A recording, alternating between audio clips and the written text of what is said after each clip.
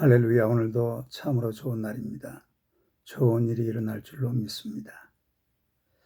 오늘은 요엘서 2장 4절에서 11절의 말씀으로 함께 은혜를 나누고자 합니다. 그의 모양은 말 같고 그 달리는 것은 기병 같으며 그들이 산꼭대기에서 뛰는 소리는 병거 소리와도 같고 불꽃이 금불을 사르는 소리와도 같으며 강한 군사가 줄을 버리고 싸우는 것 같으니 그 앞에서 백성들이 질리고 무리는 낯빛이 하얘졌도다. 그들이 용사같이 달리며 무사같이 성을 기어오르며 각기 자기의 길로 나아가되 그 줄을 이탈하지 아니하며 피차에 부딪히지 아니하고 각기 자기의 길로 나아가며 무기를 돌파하고 나아가나 상하지 아니하며 성중에 뛰어들어가며 성 위에 달리며 집에 기어오르며 도둑같이 창으로 들어가니 그 앞에서 땅이 진동하며 하늘이 떨며 해와들이 캄캄하며 별들이 빛을 거두도다. 여호와께서 그의 군대 앞에서 소리를 지르시고 그의 진영은 심히 크고 그의 명령을 행하는 자는 강하니 여호와의 날이 크고 심히 두렵도다. 당할 자가 누구이랴. 이 말씀으로 바벨론의 침공과 유다라는 제목으로 함께 은혜를 나누고자 합니다.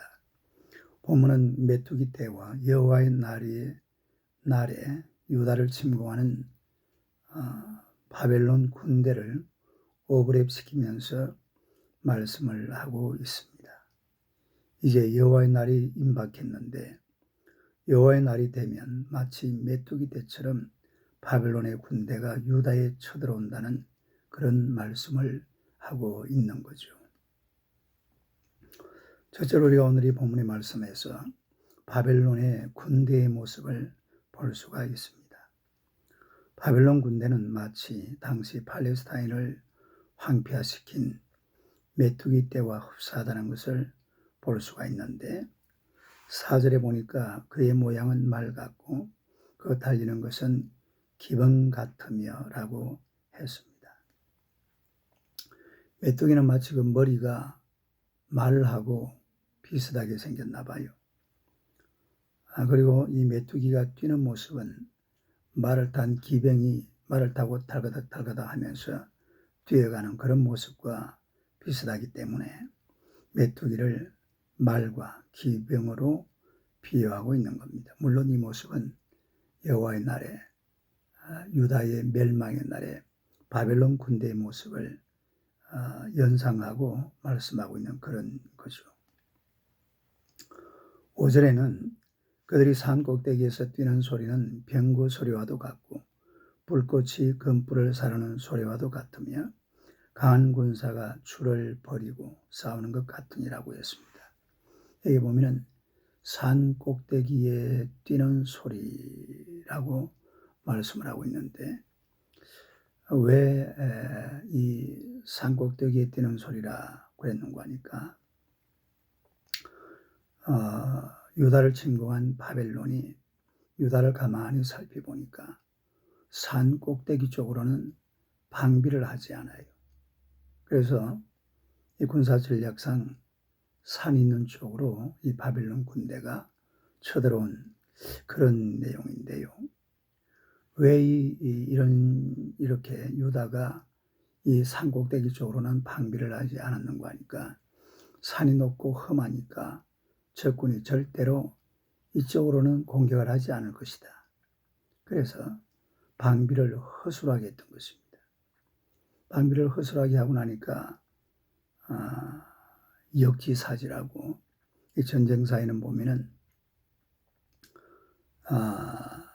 이 뭔가 다른 사람들의 생각을 자기도 그 생각으로 한번 전략을 짜보면은 이렇게 좋은 전략이 나올 수가 있죠. 그게 바로 역지사지라는 건데 이 바벨론 군대는 유다 사람들이 생각하는 것을 그대로 생각하고 오히려 그 험한 지형을 이용해서 그쪽으로 전략적으로 쳐들어왔다라는 것입니다. 이건 무슨 얘기인가 하니까 그 당시 이 유다 사람들이 원래 의지할 것은 하나님이잖아요. 하나님만 의지하면 되는데 이 사람들은 하나님을 의지하는 것보다는 산의 지형과 지물, 또 인간적인 힘, 옆에 있는 다른 나라, 이런 걸 의지하기를 좋아한 거예요.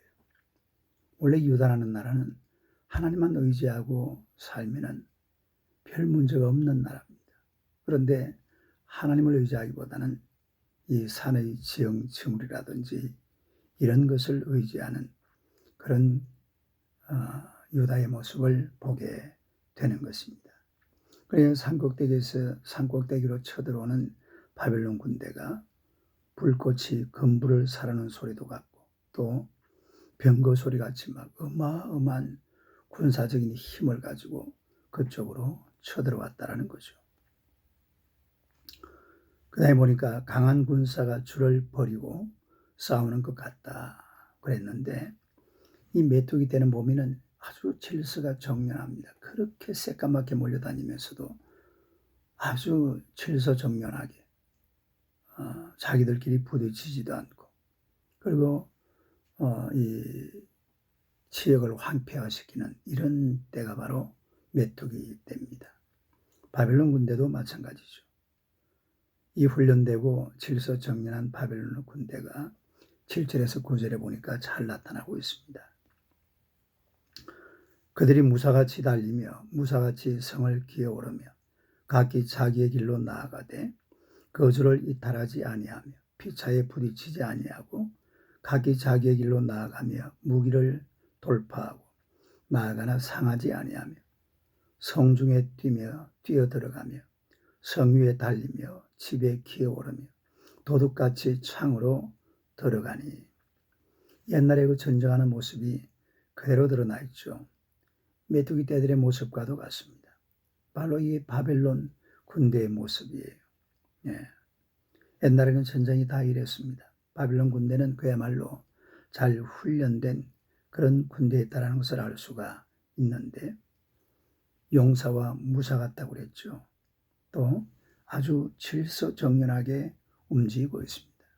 서로 아군끼리 부딪히지도 않고 적의 아주 그 무기, 방비를 쓰고 있는 적군도 잘 돌파하고 또 성중으로 들어가서 성 위를 달리고 또 성을 기어 올라가는 이런 모습을 우리가 보게 되는데 아주 잘 훈련된 이런 군대가 쳐들어온 그런 모습을 볼 수가 있습니다.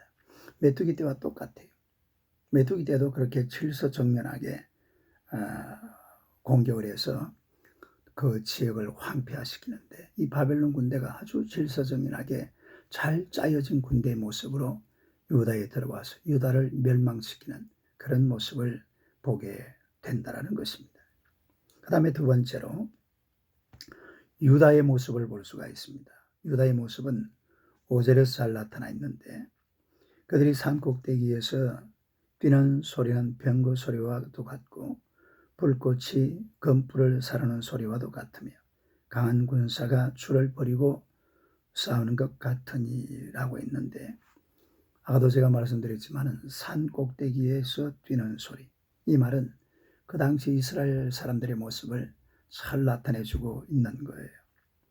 그러니까 이 산꼭대기라는 것은 산이 옛날에 창이나 칼을 들고 전쟁하기에는 아주 그 지형지물로서는 참 좋은 곳입니다. 방비하기가 좋잖아요. 쳐들어오기가 힘들잖아요. 그러니까 이때 유다 사람들은 그 산꼭대기 산악지역, 아주 험하고 가파른 이런 산악지역은 방비를 하지 않았어요. 여기는 괜찮다 이 말이죠. 이쪽으로는 아무리 막강한 바벨론 군들에도 이쪽으로는 쳐들어오지 못할 것이다. 이런 생각을 했던 거죠. 그러니까 이 사람들은 지금 근본적으로 머릿속에 하나님을 의지하고 하나님의 그 권세와 능력을 의지하는 이런 생각보다는 오히려 지형지물을 의지하고 사람을 의지하고 자신들의 실력이나 이런 것을 의지하려고 하는 그런 아주 어리석은 인간의 모습을 볼 수가 있습니다.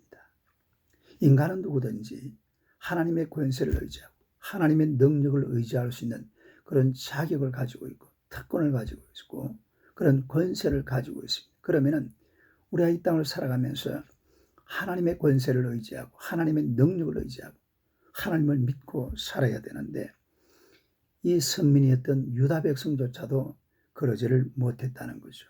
그 다음에 6절에 보니까 그 앞에서 백성들이 질리고 물 위에 낯빛이 하얘졌도다 라고 했죠. 하나님을 의지하지 않고 땅의 지형지물 또 세상 것을 의지한 결과입니다. 세상 것은 그야말로 믿을 바가 못 된다는 거죠. 백성들이 질리고 낯빛이 하얘졌다고 했잖아요. 저의 군대를 보고 질려버렸다는 것입니다. 그리고 얼굴빛이 하얗게 변해버리고 만 겁니다. 여러분, 세상은 좋을 때 좋은 겁니다. 아무리 대단해 보여도 그보다 더 센 것이 나타나고 그보다 더 강한 것이 나타나고 또 그보다 더 대단한 것이 나타나면 그 앞에 무릎 꿇을 수밖에 없는 것이 바로 세상이라는 것입니다. 프랑스에 가면은 이 프랑스와 독일 사이에 국경이 있는데 그 국경을 마지노선이라고 그래요. 마지노선. 요즘 우리가 이 마지노선을 가리켜서 버틸 수 있는 마지막 한계점이라는 뜻으로 마지노선이라는 그런 단어를 쓰고 있습니다. 이 마지노선이라는 것은 프랑스와 독일의 바로 국경선의 이름이 바로 마지노선인데 정말 튼튼한 국경입니다. 이 프랑스가 1930년대 이후에 늘 독일하고 이 싸움이 있으니까 특히 그 1차 세계대전을 지나면서 여기에다가 국경선을 만들어야 되겠다. 그걸 강력하게 주장한 사람이 그 당시 육군 대장이었던 바로 마지노 장군이었습니다. 아주 독일에 대해서 강경론자인 그런 마지노 장군인데 국경을 그야말로 얼마나 튼튼하게 철벽같이 이 국경선을 만들어 놨는지 몰라요. 굉장한 탱크를 가지고서 아무리 쳐들어오려고 해도 절대로 쳐들어올 수 없는 그런 아주 튼튼한 장벽을 바로 이 국경에다가 만들어 놨습니다. 그런데 2차 세계대전이 벌어졌죠. 2차 세계대전이 벌어지면서 1차 대전과는 달리 비행기를 가지고 독일이 프랑스를 쳐들어왔습니다. 그러니까 이 비행기를 가지고서 마지노선을 공격하니까 마지노선이 다 무너져 버린 거예요. 다 폭파돼 버리고 만 것입니다. 비행기 앞에서는 아무리 강한 막강한 이런 국경선도 아무런 의미가 없었던 거죠. 인생이라는 게 그렇지 않습니까? 세상을 의지하고 세상 권세를 누리며 살다 보면은 더 강한 것이 나타나면은 결국은 무너질 수밖에 없는 것이 바로 우리의 인생이라는 거죠. 세상 그 무엇보다도 강하고 크고 위대하신 분이 바로 우리 하나님이십니다. 하나님을 의지하고 하나님을 믿고 하나님을 신뢰하며 살아야 되는 것입니다. 이게 바로 우리가 인생길을 걸어가는 가장 안전한 방법입니다. 인간은 틈만 나면은 세상을 바라보고 틈만 나면은 자신의 권세, 능력, 실력, 자신의 것을 가지고 인생을 살려고 합니다만 오늘도 하나님께서는 우리가 하나님을 의지하고 하나님을 믿고 하나님을 섬기며 살아가기를 원하고 계십니다. 시편 146편 3절에서 5절에 보니까 귀인들을 의지하지 말며 도울 힘이 없는 인생도 의지하지 말지니 그의 호흡이 끊어지면 흙으로 돌아가서 그날에 그의 생각이 소멸하리로다. 야곱의 하나님을 자기의 도움으로 삼으며 여호와 자기 하나님에게 자기의 소망을 두는 자는 복이 있도다라고 말씀을 하고 있습니다. 그야말로 하나님을 야곱의 하나님을 자기의 도움으로 삼고 또 여호와 자기 하나님에게 자기의 소망을 두는 자는 복이 있습니다. 하나님을 의지하고 살아야 될 것입니다. 세상은 하나님을 의지하고 살아야만 합니다. 세상이 좋아 보여도 세상을 의지하면 그 세상이 결국 나를 배반하게 되는 거죠. 믿을 것이 없는 세상이 바로 우리가 살고 있는 이런 세상입니다. 그러나 우리 하나님은 믿어도 담이 없는 분, 내가 의지하고 또 의지하고, 내가 아무리 간구하면서 하나님을 괴롭게 만들고 바쁘게 만들어도 우리 하나님은 내 간구를 다 들어주시는 그분이 바로 하나님이십니다. 하나님을 의지하고 하나님을 바라보고 하나님을 경배하며 하나님의 권세와 능력을 믿고 승리하는 귀하고 복된 날이 되시기를 주님의 이름으로 축원합니다. 할렐루야. 감사합니다. 평안하십시오.